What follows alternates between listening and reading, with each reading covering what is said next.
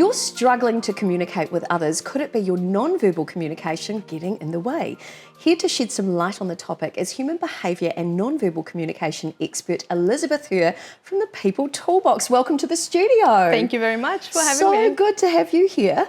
I love your work, by the way, and I just want to know, I want to start with, what actually is non-verbal communication? Okay, so I think a lot of people confuse non-verbal communication thinking that it's only reading body language. And we all want to be good at reading other people's cues, but it's so much more than that. Non-verbal communication is anything that is not verbal, from how you speak, how you present yourself. And because we're beautifully flawed and human and beautifully flawed, we bring our own baggage.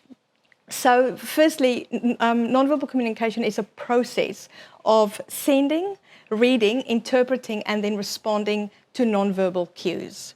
And you think, so what does that mean? It's everything that is not the words that we speak. So we sit here and I'm looking at the way you look at me. I'm looking at your posture. I'm looking at how you dress. So all of those things tell me things about you. But we kind of... not catch ourselves, but we trip over when we think that it's all about reading you.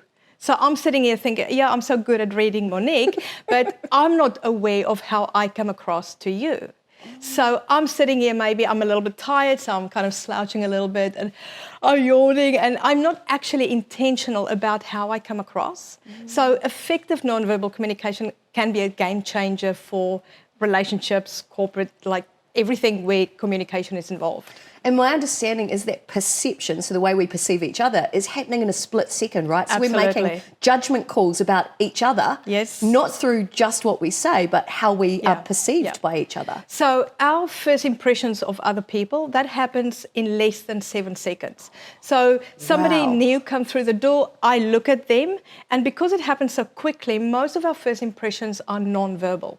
It happens before the person says, hi, I am so-and-so, or before they even say something to Pete or you. So I look at it, and in my brain goes through filing indexes and cabinets and all those kind of things. Like, what does this person remind me of? Who does this person remind me of? Are they tall? Are they short? Are they confidently walking through the door? All of those things. And because we come with our own biases, our own experiences, our own fears, we judge people not just based on who they are, but who we are in that moment as well. Oh, wow. Yeah. Wow. So how did you get into this work? Well, long story short, I have a Bachelor's of Social Science degree, and I used to work in the mental health and alcohol and drug addiction field. And I've always been interested in human behaviour. My husband and I are very big on good communication and profiling, so we'll be the couple that's sitting in the restaurant going, that's their first date, and she's not so into him, and oh, they just had a fight, that kind of thing. And so I've always been interested in upskilling in that area. And then I stopped working when we had our children and I home educated them. And when they got to high school age, I really wanted to incorporate a really good communications curriculum as part of our homeschooling thing. And I looked for it online and I found this body language introduction course. And I thought, something I've always been interested in. You know, if I can do something I'm keen on and wanting to teach the kids something, win-win. So I did the course and I absolutely loved it. So I taught the children that. Still don't know if it was a good idea because I can't get away with much at all. And so I did one more course and another, and I just thought, I have to just not learn it, but incorporate it in my everyday life. And it's changed my world so much because I used to be a textbook introvert.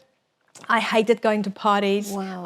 I literally would go to an event and find a corner that I can sit and blend in with and just be invisible. And this has changed the landscape of my social interactions, really. Wow. And I've really wanted to, if I could do it, you can do it type thing, kind of share that kind of skill and the life change that I've experienced to others. So I did the Train the Trainer course and trained as a body language trainer and just loving it because it changed my life. And I can see from already what I've read about you online and what I've learnt from you, even from today's chat, that non-verbal communication would have huge impact, not just in our personal lives, but also in the workplace as well. Yeah, absolutely. So tell me about some of the work that you do around interpersonal communications in the workplace, and how this work can really help those environments. I was thinking of, if you look at the workplace, you get your managers, you get your colleagues, and then you get your customers or your clients.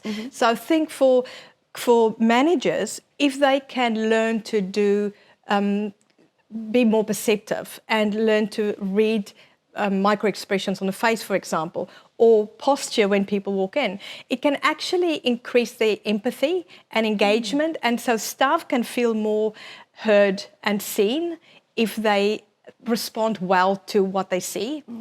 For example, if a staff member comes in and they say, "Oh, how are you doing?" and they just had real bad news in the morning, go, "Yeah, I'm fine." And immediately you go, "Well, you say you're fine, but what I can see on your face is not so fine." Yes. And instead of just going, "Oh, okay, yeah, have a nice day," you go, "Are you sure? Are you okay? Do you want to talk about something?" And if it's a manager who normally doesn't do those things, your scale of likability goes up, your trustworthiness goes up, all of those kind of things. So you can learn to be more empathic or empathetic through that. For staff, if you learn to read each other better or communicate better and be more intentional in your communication, you will have better working relationship with people in your workplace. And also customer service, for example, when you're in a customer service position, you are the first impression of your work, your organization. That's a very good point. Yeah. For example, I was in a mall one day and went into the retail shop, and there were 3 representatives, and they were all on their phones, and I walked in and got no help. And I stood there for a minute, 2 minutes almost, without anybody actually coming to me.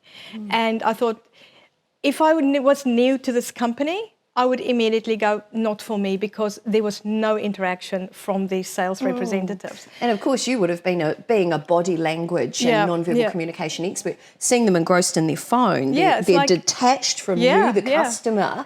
And so how does that make you feel? Well, in that you moment? just feel that you're not important at all. They can't be bothered with you, so why should I be bothered spending my money in your organisation? Wow, there's a powerful lot of knowledge that I can see bubbling away inside you. So for you, obviously there's some tips I want you to share before we finish up. But for you, the kind of clients that you work with, so obviously you're working in the corporate space, so working transformational workshops for interpersonal communication. I hear you do a lot with families as well, so teaching parents and teens to understand each other, which is obviously, a bit of your own personal story in there. I think everybody wants to learn how to speak teen. And also you're doing a lot in that one-on-one development space as well. So give me a little brief description of that. Okay. What can people expect from you? So when I work one-on-one, I will have I've got a little exercise that you do before the time. So I call it the zones of influence. And it talks about how aware are you of yourself and your situation, and when you meet with people, how much do you understand of how you impact that situation and engagement. And then I do, based on that and your goals, we will work out a specific way forward. So we will walk specifically about, is it about confidence? Do you want to upskill the way you do presentation? Do you want to understand more about yourself? Do you want to understand more about how to read facial expressions or nonverbal communication just in general? And then we'll do activities throughout the sessions as well. Wow. I will send you homework. I will send a report of what we've done each session. And then at the end of our 3 or 5 sessions, however many you decide on, I will write a report again, and we'll redo the zones exercise to see if you've actually been implementing the things that we've taught. Sounds truly transformational. So final tip to share, if there was one key takeaway you want people to understand about non-verbal communication, what would that be, Elizabeth? I think self-awareness is a big thing, because we're so keen to read others, but we're not so good at knowing how we come across. And then I think the one tip is congruency. So if I say to you, I had a really lovely day, And you see my facial expressions and my body language, but what I say is, or what you hear is different from what you see. Our brains are wired to believe more what we see than what we hear. So very important that your message verbally and your message non-verbally need to be congruent and need to be the same. I absolutely love that. Thank you so much. Very welcome. And to find out more about how you can work with Elizabeth or how she can come and transform the communication in your workplace, head to her website, details on the screen, peopletoolbox.nz. Elizabeth, thank you. Thank you. Thanks, Monique.